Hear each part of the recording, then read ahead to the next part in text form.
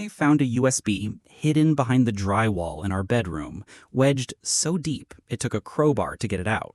And when I opened it, I didn't see cheating. I didn't see texts or hotel receipts.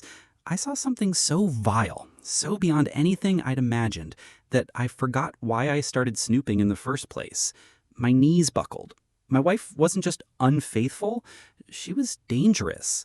Before I take you down this dark road, let me first say, this is Confession Reddit, the place where I spill everything because I can't scream it to the world. If you're married, dating, or just curious about what betrayal really looks like, hit subscribe. You might just learn how to see the cracks before they become fractures. Now, let's go back to where this nightmare began. My name is Evan Miller. I'm 36, born and raised in Henderson, Nevada. I work as a commercial electrician, mostly servicing casinos and hotels in Vegas. I met my wife, Sierra, 6 years ago at a blackjack table in the Bellagio. She had this vintage movie star kind of beauty, dark red lipstick, classic eyeliner, her laugh like something from another era. She wasn't playing. She was waiting for a friend, she said. I offered her a drink. She declined. I offered her a second one. She smiled. That's how it started. We dated for a year before I proposed.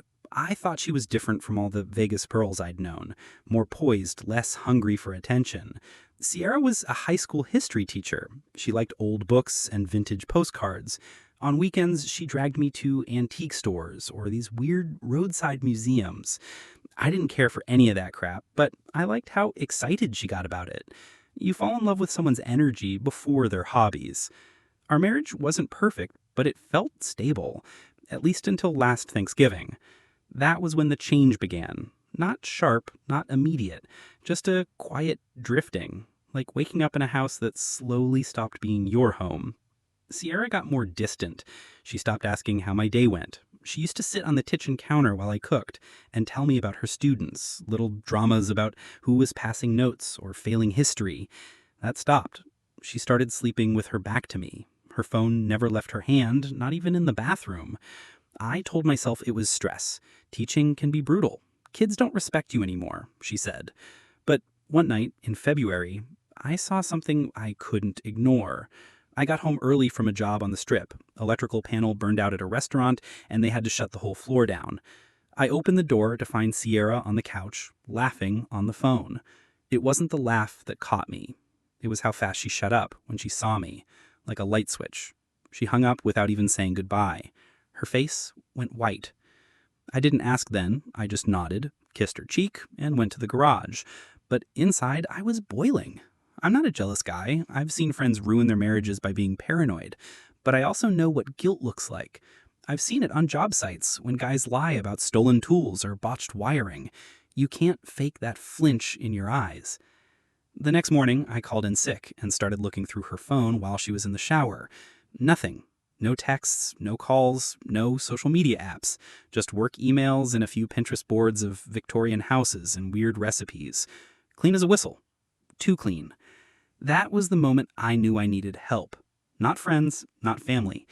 I needed a professional. I searched online for a private investigator in Vegas. Found a guy named Dalton Briggs, ex-cop, now PI, specializing in domestic surveillance. His reviews were solid. No nonsense. I met him the next afternoon in a coffee shop off Tropicana. He was exactly what I imagined. A buzz-cut, square jaw, wore a leather jacket in the middle of the Nevada heat. He asked, "Are you sure you want to know?" I said no, but I can't live in this limbo. Dalton was discreet, said he'd start with tailing her after work, tracking her car, checking for second phones or hidden accounts. I gave him 3 weeks. After that, I'd decide what to do. The first week, nothing. She went from school to home.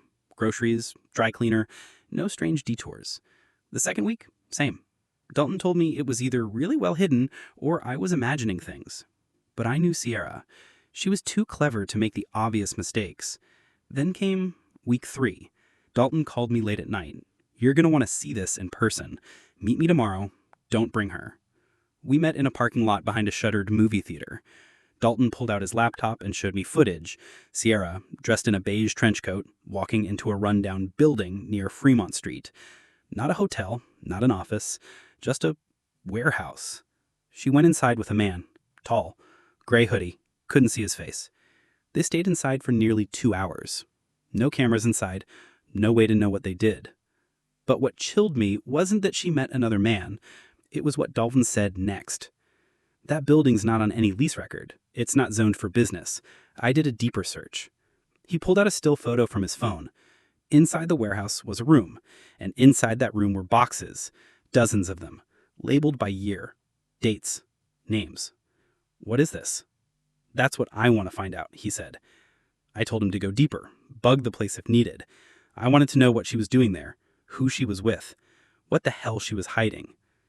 A few days later, I came home to find Sierra sitting on the floor of our bedroom, staring at a hole in the wall. The drywall had caved in behind her bookshelf. She looked rattled. What happened? I asked. Nothing, she said quickly. Just some water damage, all patched up tomorrow. But that night, after she fell asleep, I went to check. That wasn't water damage. Someone had pried the panel open, and stuck inside, barely visible, was a small USB drive, wedged between insulation and stud. I didn't sleep at all. I waited until morning, told Sierra I had an emergency call-out job, and drove to a friend's house to open the file. There were 5 folders, each named after a year. Inside them, videos. Dozens, hundreds. Some were school hallways, others were classrooms. All of them were from different cities. And in each one, Sierra appeared. Sometimes as a teacher, sometimes not. And in the background, always the same thing. Students. Alone. Scared. Crying. I clicked on the first video, dated October 2018. The footage was grainy, likely from an old security camera. The timestamp ran along the top corner. The setting looked like a middle school hallway.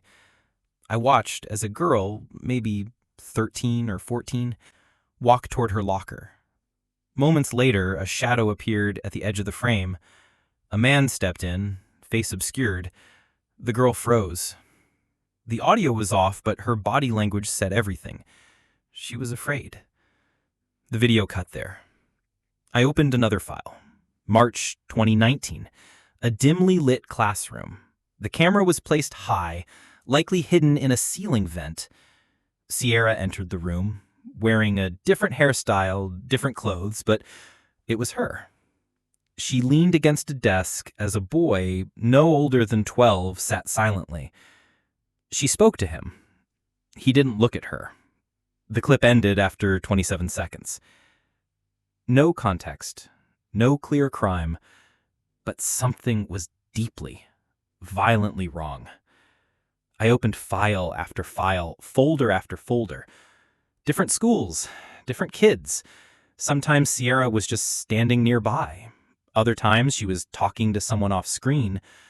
One file from 2020 had a black screen, but the audio played. I heard a voice, low, firm, male, then a child crying. I felt sick. I called Dalton. I need to see what's on this USB, I told him. Right now. He met me in a 24-hour diner just outside Henderson. I handed him the drive, and we plugged it into his laptop. As the files loaded, Dalton's face hardened. "This isn't cheating," he muttered. "This is something else, something organized." We watched 2 more videos together in silence. Then he closed the laptop. "I'm pulling in a contact from the state education department," he said. "Discreet. You do not confront her. Not yet. You don't have the full picture." "But what the hell is it, Dalton?" "I don't know yet, but your wife might be part of a ring. Could be child exploitation, could be something even deeper. These videos are old, which means this has been going on for years, and she's not just a pawn. She's involved." I drove home that night with my chest caving in. I stared at Sierra while she slept, wondering how many masks she wore in front of me. Who had I married? What part of her life had I never touched? The next day, I didn't go to work. I started going through our house, every drawer, every cabinet, every box in the attic. I looked for anything, documents, receipts, journals. I found nothing until I opened a photo album from our first year of marriage. Tucked inside, between 2 pages, was a business card. It said Emerald Foundation, Youth Rehabilitation and Education Support. No address, just a website. I searched it. The site looked normal. Donation links, glossy photos of kids doing crafts, smiling volunteers. But when I clicked About Us, the page redirected to a 404 error.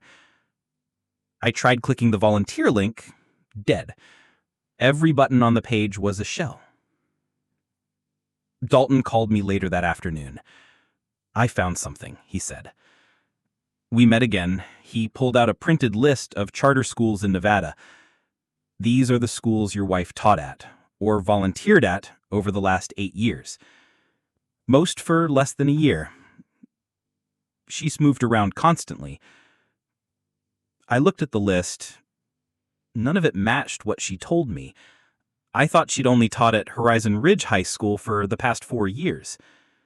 "No," Dalton said. "That's her current job. Before that, she worked at 9 different places, and 4 of those schools shut down within a year." "Shut down why?" "Financial mismanagement, staff misconduct. All vague, all buried." We sat in silence. Then he said, "You're in danger, Evan. If she suspects you know anything, you could be next. Whatever this is, it's bigger than just her." I wanted to scream, to confront her, to rip the lies out of her mouth. But Dalton was right. I had to act smart, not fast. So I started playing the role again, the clueless husband. I kissed her goodnight. I brought her coffee in the morning. I asked about her lesson plans and listened to her talk about the Civil War like it mattered more than the war inside our house. And all the while, I watched. One night, Sierra said she had a late meeting with other teachers. I offered to drop her off. She declined, said she'd carpool. After she left, I waited 5 minutes, then tailed her using my truck. She didn't go to the school. She went back to that warehouse near Fremont. I parked a block away, then waited. An hour passed. Then I saw movement. 2 vans pulling up behind the warehouse. No license plates. 4 men stepped out. One of them had a clipboard. The other carried something in a duffel bag. Then Sierra came out. She wasn't in a trench coat this time. She wore jeans and a hoodie. She walked up to the men, nodded, then unlocked the side entrance. They all disappeared inside. I stayed in the truck, heart pounding, knuckles white. I felt like a man watching his own funeral. At midnight, the vans left. Sierra followed in her own car. I drove home. The next morning, Dalton called. I spoke to my guy in the State Department. There's chatter about a program, off the books, something buried in education grants. They think it's for high-risk youth, but the money vanishes. No audits, no records. And Sierra's connected? She's more than connected. She may be the link between the schools and the foundation. Think about it. She works there, the school shuts down, the foundation appears, then disappears. Rinse, repeat. Are they trafficking kids? Dalton didn't answer. That silence said more than words. He ended the call by saying, "I'm going to request federal oversight, but it'll take time. Days, maybe weeks. You need to act like you know nothing until then." But I was already slipping. I couldn't sleep, couldn't eat. I'd lie awake next to Sierra, listening to her breathe, wondering how many children's lives she had touched, and not in the way a teacher should. Then something happened that broke me completely. I came home one evening and found her in the garage, standing over an open box. When she saw me, she slammed it shut and smiled. "Hey, babe," she said. "Just looking for old yearbooks." I nodded. After she went inside, I opened the box. Inside were photographs, Polaroids of kids, Dozens of them. Some were candid, some posed. All of them looked uncomfortable. All of them had dates written on the back. Some of the dates matched the video folders. I took one photo and slipped it into my wallet. A girl in a red sweater, big brown eyes. Name on the back, Jasmine. March 2019. I searched online for that name in school. After a few hours, I found an obituary. Jasmine Reynolds, died in March 2020. Cause is undisclosed medical issue. I stared at Jasmine's photo until my hands started to shake. Her eyes were wide with something I couldn't name. Maybe fear, maybe exhaustion. That photo had no business being in our garage. None of this did. I felt like I was holding evidence to a crime nobody even knew had happened. I scanned the other photos in the box. Boys, girls, different races, different ages, all young. Some smiled faintly. Others looked like they were caught off guard. And every single one had a name and a date.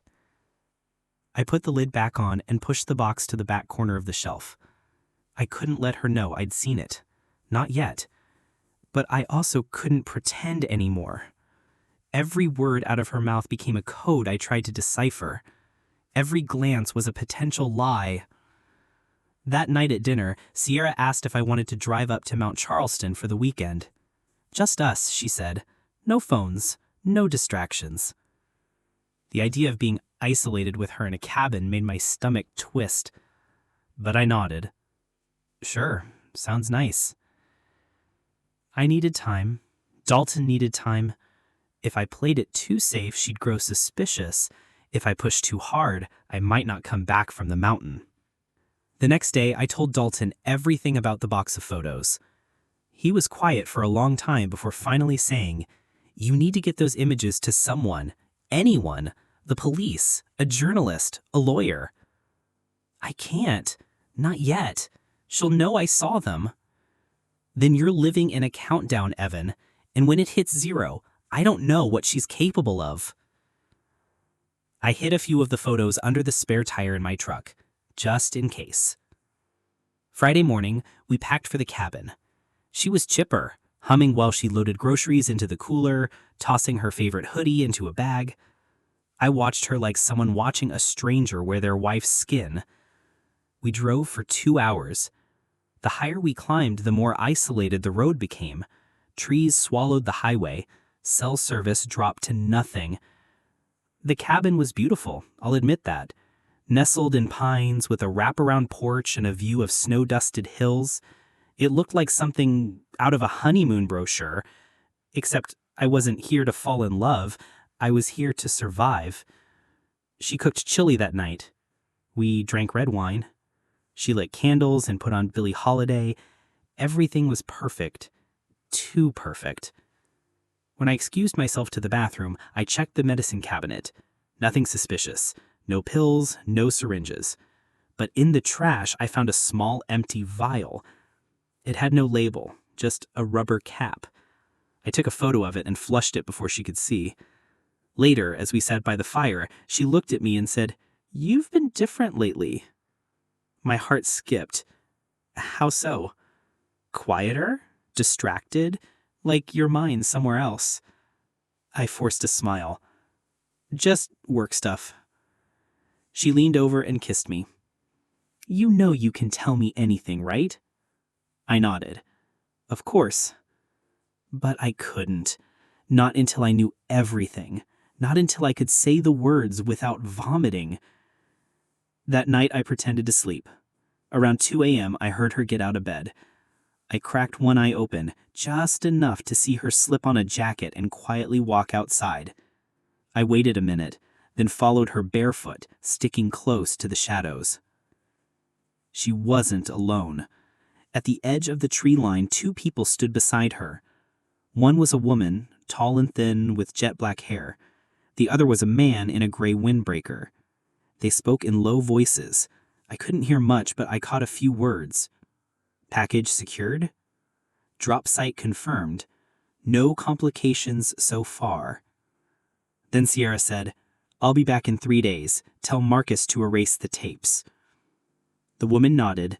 The man handed Sierra something small and shiny. I ducked behind a tree as they turned and vanished into the woods. Sierra returned to the cabin 10 minutes later. I was already in bed, eyes closed, heartbeat pounding in my ears. The next morning, she acted like nothing happened, made pancakes, asked if I wanted to hike. I told her I felt sick. She said she'd go alone. As soon as she left, I grabbed my keys and drove back to Henderson without telling her. No service until I hit the highway. First thing I did was call Dalton. I think she's planning something. A drop. A handoff. Whatever it is, it's happening in the next 3 days. He sounded wide awake, even though it was barely 6 a.m. Good. Let her make the move. I've got someone tailing her. Also, I hesitated. She has people helping her. This isn't just her anymore. Dalton's tone changed. Then we're running out of time. I met him that afternoon at his office, an old storefront with no signage. He had the USB, the photos, even the empty vial I flushed. He'd printed stills from the warehouse footage and mapped out every school Sierra ever worked at. He sent a package to a federal contact this morning. If we go missing, they know where to start. Go missing? I've seen people disappear for less. I nodded slowly. What do we do now? We wait for her to make the mistake, then we grab everything. That night, Sierra called me from the cabin. Said she was worried. I told her I had a migraine and had to come home. She bought it. I'll be back tomorrow. I can't wait, I lied. But I wasn't going to wait. I broke into the garage again that night, dug deeper than before. I found a second box, this one filled with journals, all blank except one. It wasn't written in English. I took photos of every page, sent them to Dalton. He ran them through a translation tool. The language was Romanian. It's code, he said. Phrases, coordinates, transaction logs. My wife was part of something international. Then came the final blow. Dalton called the next morning. We got an ID on the man from the warehouse. His name's not Marcus. It's Dragas Ionesco. He's wanted in 4 countries for child smuggling and psychological experimentation. Experimentation? Dalton hesitated. They test behavioral control, indoctrination, mind suppression. It's not science, it's torture. My body went numb. And Sierra? I whispered. She's been under surveillance before, 10 years ago. They dropped it due to lack of evidence, but she's still active. She's not a pawn, Evan. She's a handler. Handler. That word echoed in my head like a gunshot in a canyon. Not wife, not teacher, not even accomplice. A handler. Someone who directs, oversees, controls. I looked at the woman I married and saw a stranger in her skin. Dalton wasn't finished. There's more, he said. One of the names listed in the Romanian journal, it matched an entry on the Interpol watch list. A child, Petra Voina. Disappeared from Bucharest in 2014. Last known sighting, Henderson, Nevada, 2 years ago. And she was never recovered. I couldn't speak. My mouth was dry. I felt like I'd swallowed sand. Dalton leaned in. You need to get her out of the house. Tomorrow. I'll send someone in. We'll bug the whole place. Bedroom, garage, her car, every file, every footprint she's ever left. We'll trace it. But we need time, and we need her gone. How do I do that? Tell her you want to go away again, another weekend. Surprise her. Take her somewhere public, somewhere you're safe. I hung up and sat in my truck for over an hour, thinking, breathing, trying not to fall apart. When I walked inside the house, Sierra was in the kitchen making tea. She looked at me like nothing was wrong, like she didn't spend her nights in the woods with fugitives and her days orchestrating God knows what from abandoned schools. You look tired, she said, handing me a mug. I am, I said. Let's get away next weekend, just us.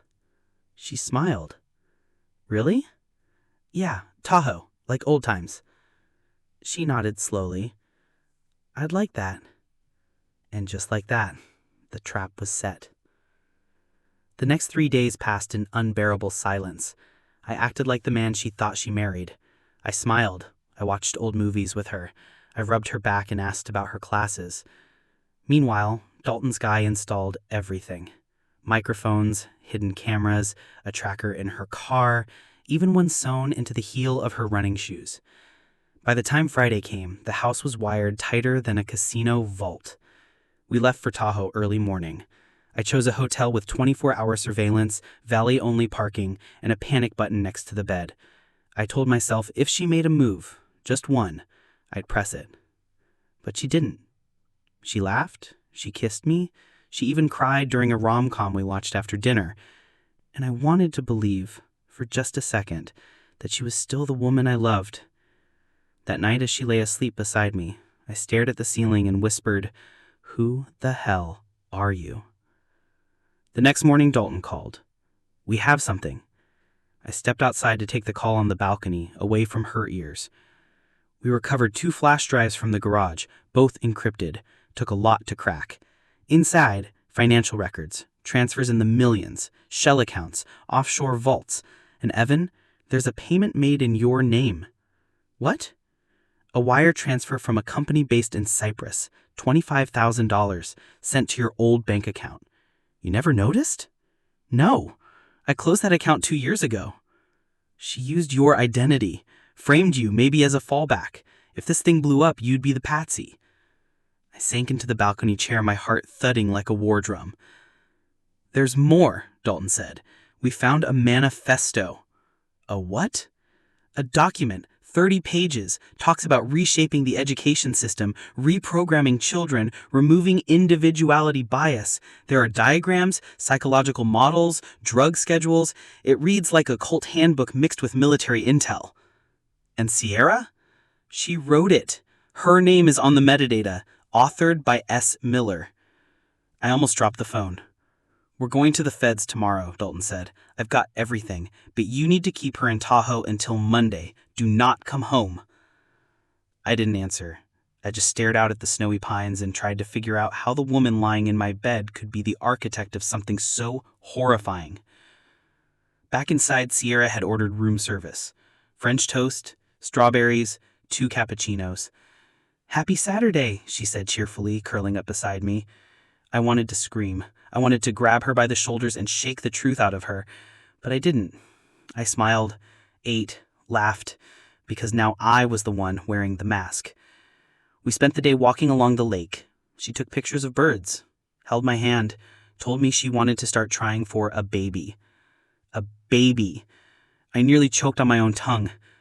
That night, as she lay asleep beside me, I stared at the ceiling and all I could think about were the children in those photographs, the girl named Jasmine, Petrovna, and the countless others who never even made it to a photo. This had to end. I texted Dalton next morning. "I'm done waiting." He replied, "Give me 24 hours. Monday morning, 9 a.m., I'll bring the feds." But Monday never came. Because that night, Sunday at 3:12 a.m., I woke up to find Sierra gone. Not in the bathroom, not on the balcony. Gone. I called her name. No answer. I opened the door. Nothing but snow. Her coat was missing. So were her shoes. I called Dalton. "She's gone." "I'm 5 hours out. Stay inside. Don't chase her." I didn't listen. I grabbed a flashlight in my coat and ran out into the trees. The snow was deep. My breath burned. I followed footprints, hers, into the woods. Half a mile in, I saw the figure, standing beneath a tree. Not Sierra. A man. Tall, thin, wearing a black parka. He raised a hand slowly, and in that hand was her phone. He dropped it in the snow, turned, and vanished into the dark. I picked it up, unlocked. Only one thing on the screen. A message. "Don't follow her. She's not yours anymore." I stood there in the snow, staring at her phone, my breath fogging up the frozen air around me. That message, "She's not yours anymore," didn't just hit me in the gut, it shattered every illusion I had left.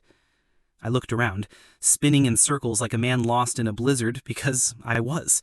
Sierra was gone. The man, whoever the hell he was, had vanished like a ghost.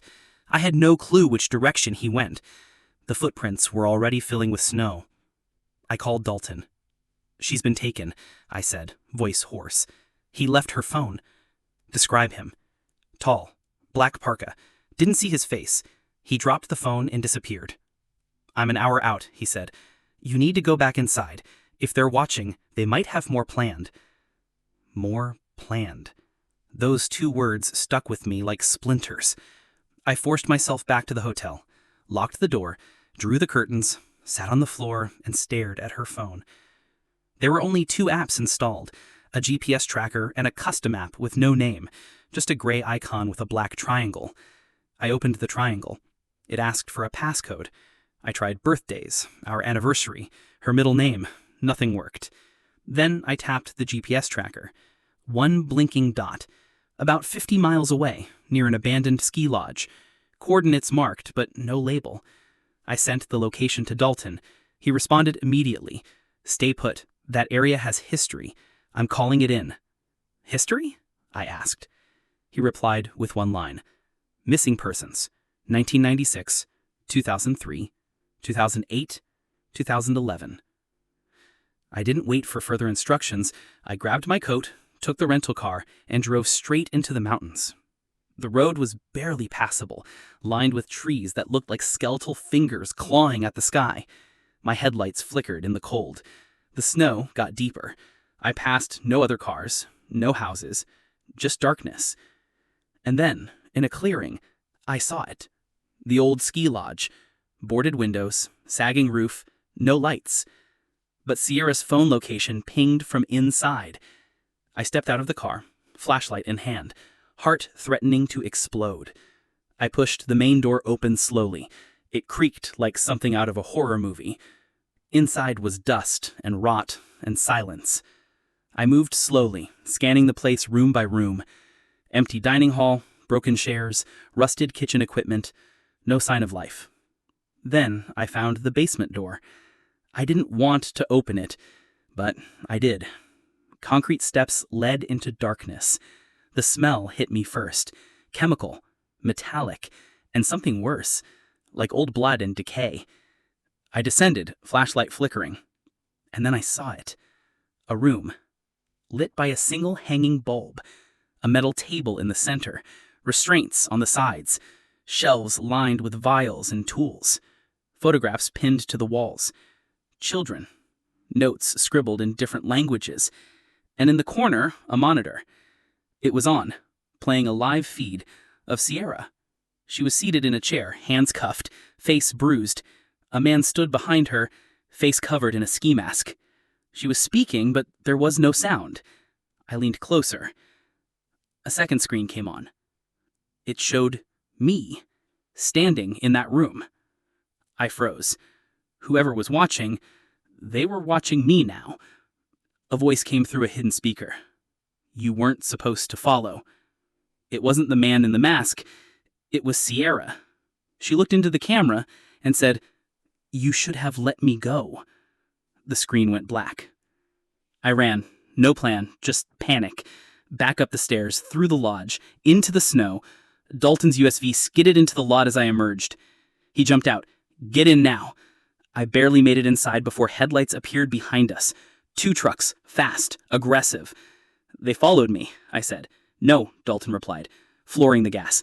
"They were waiting for you." The trucks gave chase. We barreled down the icy road, sliding on every turn, Dalton gripping the wheel like a race car driver on his last lap. Gunshots cracked behind us. I ducked. Dalton kept driving. Finally, we reached a ranger station. He swerved into the lot, slammed the brakes, and we both dove out, waving our arms at the lights inside. The truck stopped at the edge of the trees, then backed away, gone. Inside the station, we explained everything to a federal contact, an older man named Brooks. He had a badge, a gun, and a face like stone. "You just stepped into something bigger than you'll ever understand," he told me. "I want my wife back. I don't care how deep this goes. I want her out. She's not your wife anymore, Brooks said bluntly. She belongs to them now. She chose it. No, I snapped. She was forced. Dalton shook his head. You don't know what I found on that manifesto. She's not brainwashed. She's the one who did the washing. Brooks pulled out a file, dropped it on the table. Inside were photos. Sierra. With children. With men in suits. With doctors. With politicians. One photo showed her shaking hands with a man I recognized from the news. A senator. She's protected, Brooks said, at the highest levels. This isn't just trafficking. It's psychological experimentation funded under the guise of education reform. Covert black budget operations. Kids are taken from failed schools, labeled as lost causes, and then funneled through the Emerald Foundation for, well, study. Why? I whispered. Brooks looked me in the eyes. To build soldiers who feel no fear, no pain, no identity. I felt sick. I leaned over the table and vomited. Dalton handed me a towel. You wanted the truth, Evan. Here it is. Brooks stood. We're going to raid one of their secondary sites tomorrow. You'll stay here until then. If Sierra reaches out, don't respond. Let us trace it. That night I couldn't sleep. I stared at the ceiling and wondered how much of Sierra was ever real. Was it all an act? Or was there once a version of her that loved me before it all got twisted? At 2:33 a.m., her phone lit up again. A single message. If you come for me, I'll burn it all down, including you. The message on her phone glowed like a threat etched in fire. If you come for me, I'll burn it all down, including you. I stared at those words for a long time, trying to reconcile them with the woman I married, the woman who used to cry during sappy movies and collect old postcards from flea markets, the woman who once told me she wanted a house with a porch swing and 2 kids. Either that woman never existed, or something had ripped her out from the inside and left a shell behind. The next morning, Brooks briefed us on the raid. We've identified one of their auxiliary facilities, he said, sliding photos across the table. It's disguised as an after-school program in North Las Vegas. No name on the building, no listed staff, no security cameras on the exterior, but inside, based on satellite thermal signatures, we're seeing heat signatures of 15 to 20 individuals, including minors. He looked at me. We believe your wife will be there. Dalton added, they rotate personnel every 72 hours. If we don't move now, we lose her. And more importantly, we lose the kids. I felt like my blood had turned to ice. What happens if we find her? That's not your concern, Brooks said coldly. Your job is to stay out of the way. I'm not staying behind, I snapped. This is my life. She destroyed it. If she's going down, I want to be there to see it. Dalton looked at Brooks, then back at me. We can keep him in the van. He watches the feed, nothing more. Brooks gave a curt nod. Fine, but if he steps out of line, he's done. We rolled out before dawn in a caravan of 3 unmarked SUVs. Tactical team in one, surveillance crew in the second, me, Dalton, and Brooks in the third. They gave me a bulletproof vest and strict instructions not to say a word once the operation began. As we neared the building, I saw it. An unassuming concrete structure tucked between a liquor store and an abandoned car wash. No signage, no windows, just a gray door with a keypad. The first team went in silent. Within minutes, gunshots cracked through the early morning silence. Then, clear, target secured. Brooks signaled the all clear, and we moved in. Inside, the scene was something out of a nightmare. Metal bunk beds, surveillance screens, lined-up syringes labeled with code names like Mirage and Sleeper. A whiteboard with a rotating schedule, cognitive stress induction at 10 o'clock, emotional stripping at 1300 hours. And then I saw them. The kids. Most were under 12. Some stared blankly, others clung to each other. One girl stood in the corner, humming tunelessly, as if she were somewhere else entirely. I scanned the room, looking for her. Then I heard it. Evan. I turned. Sierra stood behind a glass partition, cuffed. 2 agents flanked her. She looked calm. Too calm. Her eyes locked with mine, and she smiled, like we were back in our kitchen, sipping coffee. Brooks approached me.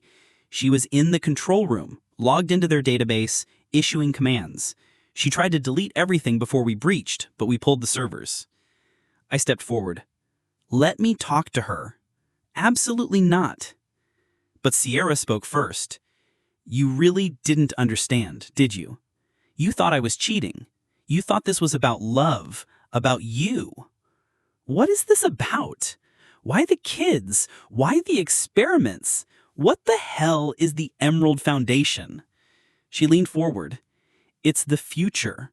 Uncorrupted minds, clean slates. We gave them purpose. Identity is chaos, Evan. Memory is weight. We gave them peace. You broke them, I whispered. No, we freed them. Dalton pulled me back. We're done here. But Sierra wasn't finished. She called out one last thing as I was led away. Check the footage from 2017, Albuquerque, the boy with the scar above his eyebrow. I froze, because I knew that boy. My nephew, Carter. He went missing 8 years ago. My brother and his wife spent their life-saving searching. Police ruled it a runaway. I turned to Brooks. You have that footage? He nodded grimly. We're reviewing everything. If she's telling the truth, she's not, I snapped. She's manipulating me. But my voice shook, because somewhere deep inside, I knew it was possible. Later that night, Dalton showed me the clip. A basement. Rows of kids sitting silently, eyes glazed. A boy in the back row, small scar above his right brow. Empty stare. Carter. Alive. Brainwashed. Dalton paused the footage. He's still out there, Evan. Not in the building we raided. Maybe moved. Maybe part of another facility. I couldn't breathe. I looked at the man beside me. We're not done, are we? No, we're just getting started. Brooks approached, face pale. We've analyzed the server dump. There's a schedule for another transfer. 48 hours from now. Sierra was supposed to oversee it. Overseas. Romania. It's listed as Phase 4 initiation. How many kids? 14? Then we go, I said. You can't. This is international. You have no jurisdiction, no protection. I don't care. Dalton looked at me. You go rogue, you're on your own. I met his eyes. So help me not go rogue. He sighed. Pack your bag. And just like that, we were heading to Bucharest. We landed in Bucharest just after midnight. Dalton had used an old contact in Interpol to get us discreet clearance. No official support, no backup, no time. We had 48 hours to find the transfer site before 14 kids vanished, possibly forever. The plan was simple: infiltrate, extract evidence, disrupt the operation. But as we drove through the crumbling outskirts of the city, past abandoned Soviet-style apartment blocks and snow-covered ruins, I knew nothing about this was going to be simple. Dalton pulled the van into a dark alley behind an old textile factory. According to the server files recovered from Sierra's database, this place had been leased under a shell company tied to the Emerald Foundation. It looked empty from the outside, just brick and broken glass, but the thermal imaging Dalton rigged up showed at least 20 heat signatures inside. I count 3 guards at the west entrance, he whispered. 2 on the east.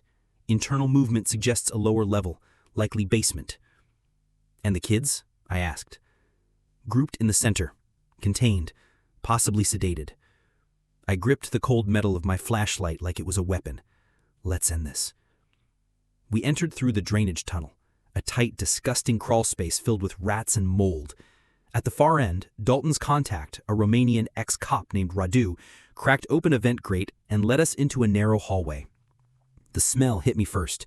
Bleach, plastic, rust, and beneath it all, the sour stench of human fear. We moved silently, Dalton checking corners, Radu watching the motion sensors on his handheld device. Then we heard it. Children crying. Not loud, just a low, collective whimper, like the sound of something long broken. I pushed forward before anyone could stop me. Into the room. 14 children, some in hospital gowns, some barefoot. most with blank stares. One boy rocked back and forth, muttering numbers. And in the far corner, strapped to a chair, was Carter, my nephew. Older now, face thinner, eyes dulled, but I knew him, even after all these years. I rushed to him. "Carter, it's me, Uncle Evan." He blinked. No recognition. I touched his face. Still nothing. Dalton pulled me back. "He's drugged. We need to get them all out. Now." Suddenly alarms. Red lights flashing. A voice, automated, female, emotionless, spoke in Romanian. "Emergency protocol activated. Sequence lockdown in 30 seconds. We split up. Radu guided the kids out through the east hallway. Dalton and I stayed back, searching for evidence. Files. Hard drives. Anything. Then I found it. A laptop. Open. Sierra's name on the login screen. I clicked through. Dozens of folders. Video logs, experiment data, emails. Some labeled Phase 5, Pilot Group US. Others simply titled with names and numbers. Then a final folder. Miller, Personal. I opened it. Inside were videos. Me. At home. In the garage. In bed. Clips of me sleeping. Clips of me shaving. Clips of me breaking down the night I found the photos. Dalton looked over my shoulder. "She was watching you the whole time, documenting your collapse." And then a video titled Phase 4 Contingency. I clicked. Sierra appeared on screen. Calm, composed, hair tied back, same gray hoodie from Tahoe. "If you're seeing this, I've been compromised. Evan, by now you know what I've done, what I am, but there's one thing you never understood. This wasn't just a project, it was a test. You were the test." I froze. I needed to know if a subject, even when given love, truth, and stability, would still unravel when exposed to chaos. You didn't disappoint. Dalton swore under his breath. Sierra continued, "You were always part of this, from day one. The moment we met at the Bellagio, that wasn't chance. You were chosen. Your psychological profile matched the requirements: emotionally stable, morally rigid, quiet trauma." I stumbled back. No, she's lying. This isn't real." "She never loved you," Dalton said quietly. "She did," I said, almost pleading. "No, Evan. She studied you." Suddenly a gas hissed into the room. "Move!" Dalton shouted. We ran for the emergency exit. The building was going into full lockdown. As we burst out the side door, the factory behind us erupted. No fire, no explosion, just darkness. Power cut. Total silence. Radu had gotten the kids to the van, Carter included, unconscious but breathing. We didn't stop driving until we crossed into Hungary. A safe house in a small village outside Debrecen took us in. There, I watched over Carter for 3 days while doctors worked to flush whatever drugs remained in his system. On the 4th day, he blinked at me, whispered one word. "Mom?" "No," I said, holding his hand. "It's me, Evan." He stared. Then a tear. He remembered. Dalton briefed me that Interpol had launched a deeper investigation.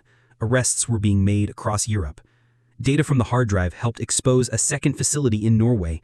Sierra's web stretched far wider than we thought. But Sierra herself? Gone. No trace. No body. No confirmation. She vanished into the system she helped create. And I was left behind. I stayed in Hungary for another 2 weeks. Carter was moved to a trauma rehabilitation center in Vienna. The doctors said his memories were fractured, some deeply buried, some surgically erased. But there was hope. With time, they said, fragments could return. He asked about his parents once. I told him the truth. My brother died 3 years ago in a car crash. His mother, Carter's mom, had taken her own life 6 months later. She never stopped blaming herself for losing him. Carter cried for hours that night, and I let him, because that was more human than anything I'd seen from him since we pulled him out of that hellhole. Dalton went back to the States. Radu disappeared. Burned identity, no trace. Interpol kept me in the loop for a while, then gradually stopped replying. Whatever was left of the Emerald Foundation had buried itself so deep I doubt even the governments chasing it knew how far down it went. And Sierra? Nothing. No sightings, no credit card use, no communications. Some say she boarded a plane under a false identity and vanished into South America. Others claim she's hiding in plain sight. Another name, another haircut, working her way into a new system. Me? I think she's still watching. That's why I bought a cabin in northern Idaho. No cell towers, no neighbors, just trees and snow and silence. I quit my job, sold the house, deleted every social media profile. I even changed my name. Evan Miller no longer exists. Because in the back of my mind, I know something no one else will say out loud. You can't destroy something that was designed to adapt.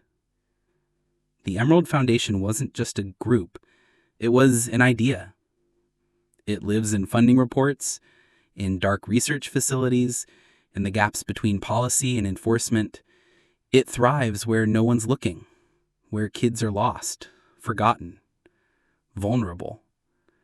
I see it now when I read headlines about new education reform pilots, when I see photos of officials shaking hands with unknown nonprofits, when they talk about resilience training for young children in at-risk neighborhoods. They're not done. And Sierra? She was just the beginning. I still have that video of her, telling me I was part of the experiment, that our entire marriage was a test, that she never loved me. But some nights, when I stare at the only surviving photo I kept of her, the one where she's laughing, holding a sparkler on the 4th of July, I wonder, was it all fake? Or was there one moment, just one, when she really did love me and chose to burn that part of herself away to protect the machine? I'll never know. But I do know this. I won't stop watching. Because now I see the cracks. And someone has to.